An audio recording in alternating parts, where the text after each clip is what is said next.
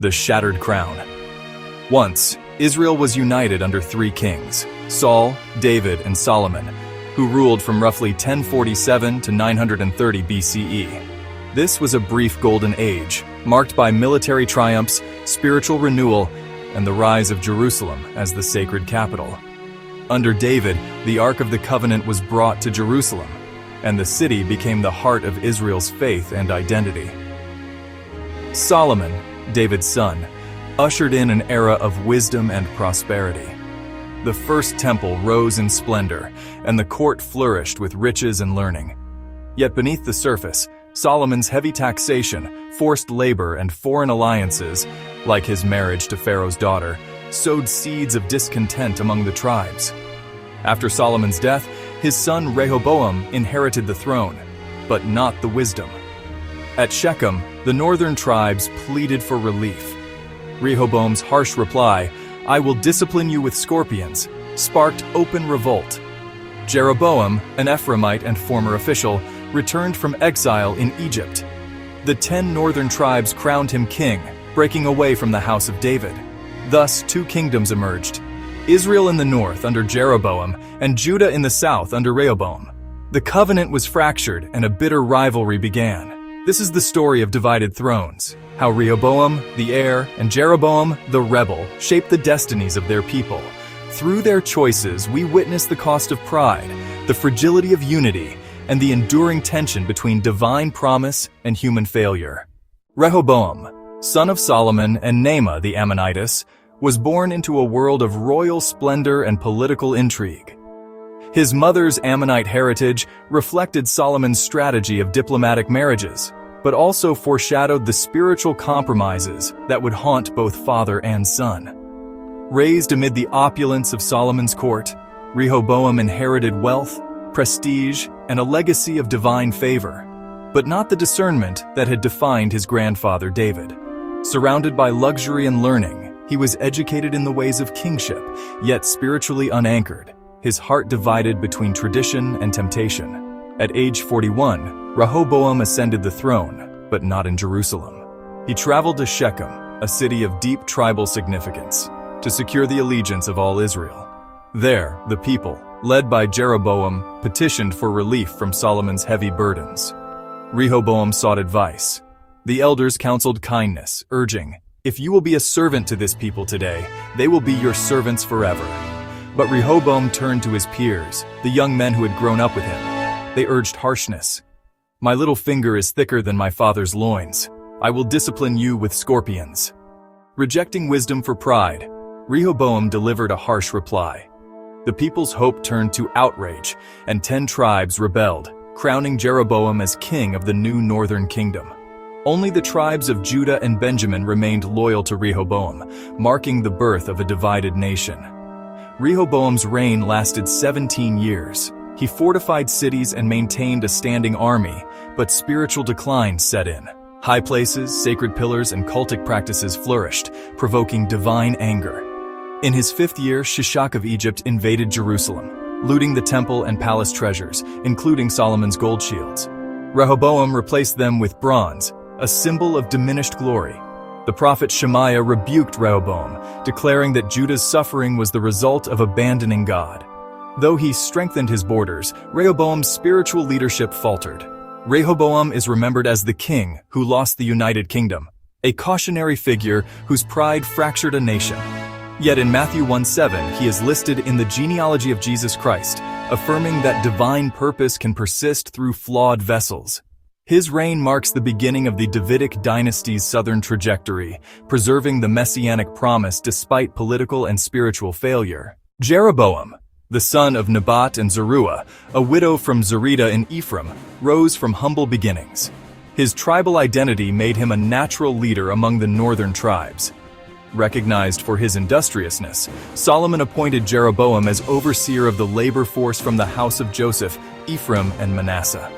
The prophet Ahijah the Shilonite met Jeroboam on the road, tore his cloak into 12 pieces, and gave 10 to Jeroboam, signifying God's judgment on Solomon's house and the coming division of the kingdom. Fearing Jeroboam's rising influence, Solomon sought to kill him.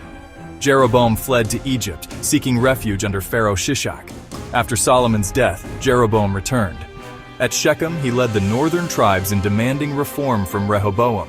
When Rehoboam rejected their plea, the 10 tribes crowned Jeroboam king, fulfilling Ahijah's prophecy and inaugurating the kingdom of Israel.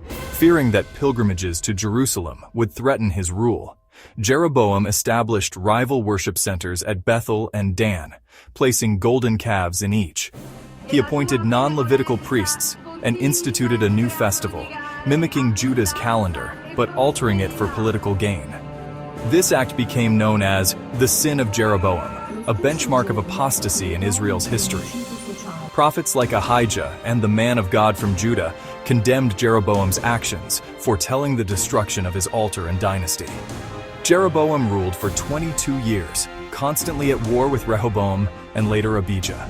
Despite warnings, he persisted in idolatry. Ahijah declared, "You have done more evil than all who lived before you. You have cast me behind your back." His son Nadab succeeded him but was assassinated, fulfilling the prophecy that Jeroboam's house would be cut off. His name became synonymous with rebellion. He walked in the ways of Jeroboam son of Nebat, echoed in the condemnation of later kings. Comparative Analysis, 2 kings, 2 paths. Rehoboam, Davidic lineage, Solomon's son. Jeroboam, Ephraimite, Solomon's servant. Rehoboam reigned 17 years, Jeroboam 22 years. Rehoboam's key failure, ignored wise counsel, split the kingdom. Jeroboam's key failure, instituted idolatry, corrupted worship.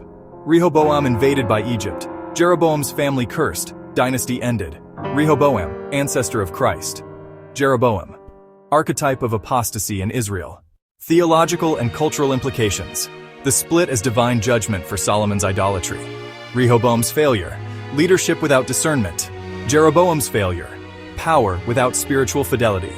Echoes in later history, sectarianism, political fragmentation, and religious reform. Genealogical Reflections. Naamah the Ammonitess, a descendant of Lot, non-Israelite bloodline in Davidic lineage. Jeroboam's Egyptian refuge under Shishak. Possible cultural exchanges. The role of tribal identity, Judah versus Ephraim, in shaping political theology. Lessons from a kingdom divided. Leadership, legacy, and the cost of disobedience. The enduring tension between divine promise and human failure. How these 2 kings still speak to questions of governance, identity, and spiritual fidelity. Let's pause our main narrative to spotlight a powerful figure at the crossroads of biblical and African history. Shishak of Egypt, known to historians as Pharaoh Shoshenq I, a Libyan-descended ruler, founder of Egypt's 22nd dynasty. Shishak's reign was marked by ambition, military might, political maneuvering across the ancient Near East. In the biblical account, Shishak emerges as an instrument of divine judgment. Shortly after Rehoboam's rise, Shishak invades Judah with a formidable force. Jerusalem's treasures are looted. The golden shields of Solomon's temple are taken. Rehoboam is forced to replace them with bronze. This symbolized a dramatic decline in Judah's prestige and security. Politically, Shishak's influence extended beyond conquest. He offered refuge to Jeroboam, helping set the stage for Israel's division. By weakening Judah, Shishak shifted the regional balance of power, asserting Egypt's dominance, shaping the destinies of both Israelite kingdoms. Shishak's legacy stands as a reminder of Africa's deep entwinement with biblical history.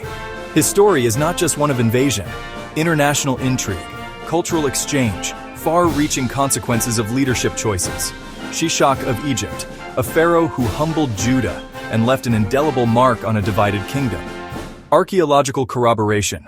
The Bubastite portal at Karnak lists over 150 conquered towns in Israel and Judah, though Jerusalem is notably absent, possibly due to tribute payments or political diplomacy. A stele at Tel Megiddo confirms Shishak's campaign, aligning biblical and Egyptian records. In the shadows of kings and conquerors stands a figure often overlooked, Naamah the Ammonite. Her name, meaning pleasant, echoes through ancient texts, yet her legacy reverberates at the heart of Israel's royal story. An ancient scroll reveals her name in Hebrew and English, followed by a regal portrait. Ammonite attire in a palace. Scripture gives her only a few lines, 1 Kings 14, 21-2 Chronicles 12, 13. Those verses anchor her as Solomon's wife and the queen mother to Rehoboam. Her foreign origin is unmistakable, symbolized by a map tracing the distance from Ammon to Jerusalem. This alliance was no accident, a calculated move in Solomon's political marriages, each one weaving foreign faiths and customs into the tapestry of Israel. Solomon and Naamah together, wisdom diplomacy opening doors to foreign deities. Naamah came from a people who worshipped Molech, a stark contrast to Israel's covenant with Yahweh. The law warned against such unions, but political survival often overruled prophetic caution. As Rehoboam sits upon the throne, Naamah's silent presence as Queen Mother becomes a symbol of complexity. She is one of only 2 foreign women to ever hold this title, the other being Jezebel. Her influence subtle, her legacy profound. Her influence subtle, her legacy profound. Why does Naamah matter? She embodies the tension between faithfulness and pragmatism, between inherited promise and the allure of political security. Her story invites us to consider foreign influences, human choices, and divine purposes intersected to shape a divided kingdom. In Naamah, we glimpse the fragile balance between power and piety, a reminder that the fate of nations can hinge on the identity of a single, often forgotten queen.